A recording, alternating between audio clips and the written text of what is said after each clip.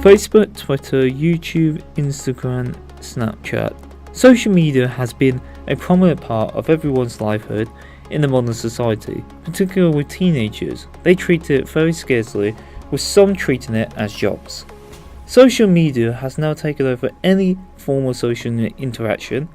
People would rather communicate using a phone, laptop, or even a computer. Statistics proves that social networking sites had spiked in usage from 2005 to 2013. It has risen by 89% for people aged 18 to 29. People use Facebook daily 80% of the time, with others using social media platforms ranging from 20 to 50%. But this isn't the first time that social media has existed.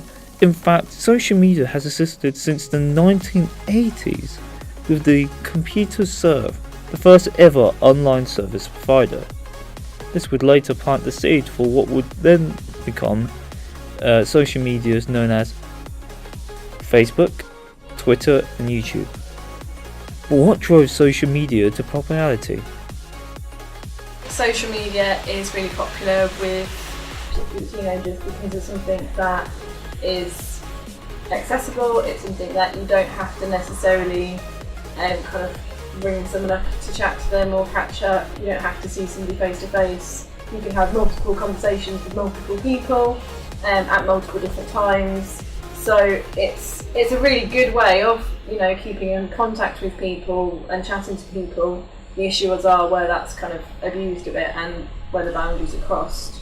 Ever since the rise of social media over the past decade, other problems have surfaced. Issues like addiction, depression, cyberbullying and even self-harm.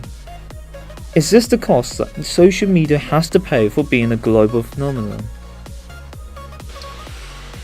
I think cyberbullying's increased a lot over the last decade because it's become a lot more accessible to people. More and more young people now have got smartphones, they've got laptops, they've got that access to social media, and as a result, cyberbullying is, because it's their main means of communication, cyberbullying has become an increasing issue as well. Social media, a wonderful place to connect with other people and make our lives a better place. At least that's what it's supposed to be. Unfortunately, many teenagers are experiencing social media differently.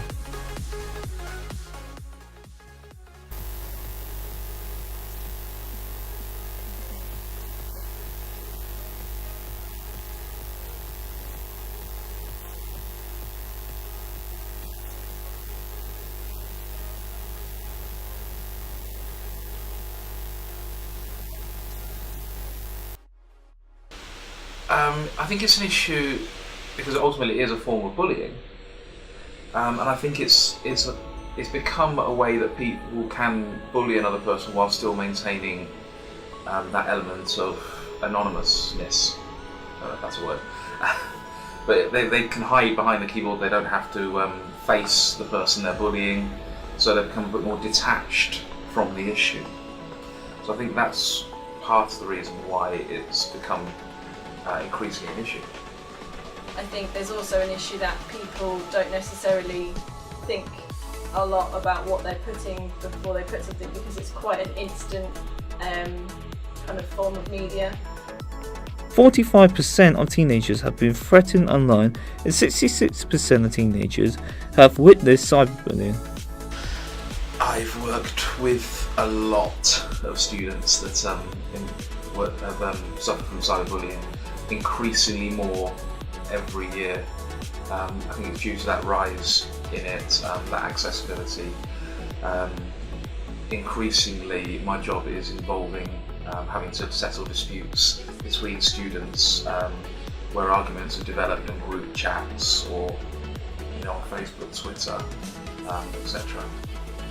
I've worked with students who have also got into issues with what they've shared on kind of social media or Snapchat in terms of their kind of safety and what they should or shouldn't be sharing. So I think it is an issue that I come across quite frequently in my role.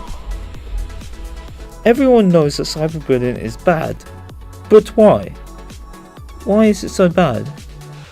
I think people tend to hide behind their keyboards, hide behind their smartphones.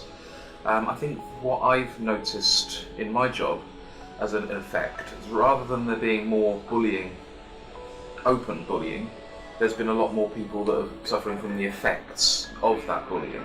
So it's more the effect rather than the actual act of bullying that we're seeing a lot more of in day-to-day life. Social media is generally well received by the media. However, most of the population have mixed receptions for social media. They view it as something that could potentially ruin the future of society. But will it? It's a difficult one, that one, because I think it's one of those things that's going to keep on rising. It's incredibly difficult to police, and I think as people are seemingly getting away with it, I think it's one thing that is going to keep on increasing, and people do ultimately get upset by that. But it's something that I don't think there's a massive amount we can do other than educate people of what the rights and wrongs are when it comes to bullying, and particularly cyberbullying.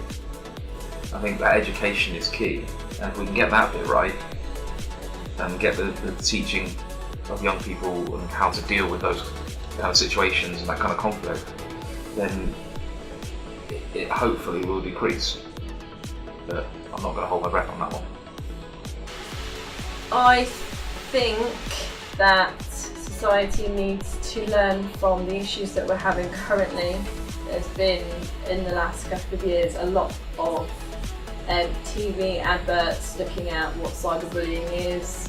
There's been lots of training and talking with students, particularly about what cyberbullying is and what's okay to put online or not put online in terms of safety. I think if it's not going to affect society in a bigger picture, I think that needs to kind of increase, and people need to be more aware of what's okay and what's not okay. But there are lots of good things about it as well, so that would affect people in a good way if they're able to keep in touch with people. It just needs to be a good balance between people knowing what's acceptable and what's not acceptable. All the issues that lie within social media have been very difficult to prevent. It may not even be diminished, and all will always exist. Will there be a time when all these issues will subside?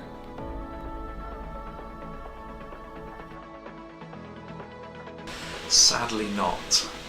I think with every new app that's created, I think the issue is going to keep increasing.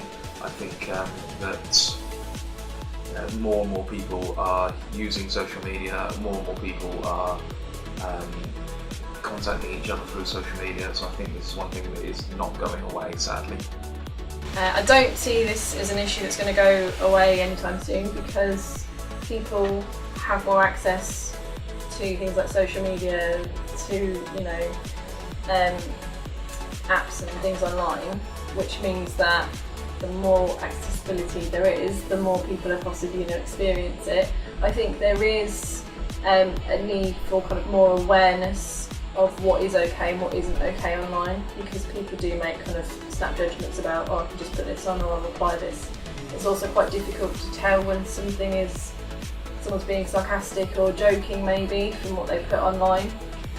So I think it's not something that's going to go away. I think it's probably going to be more frequent. I think people just need to be aware more of what the boundaries are, and kind of talk a lot more about the situation.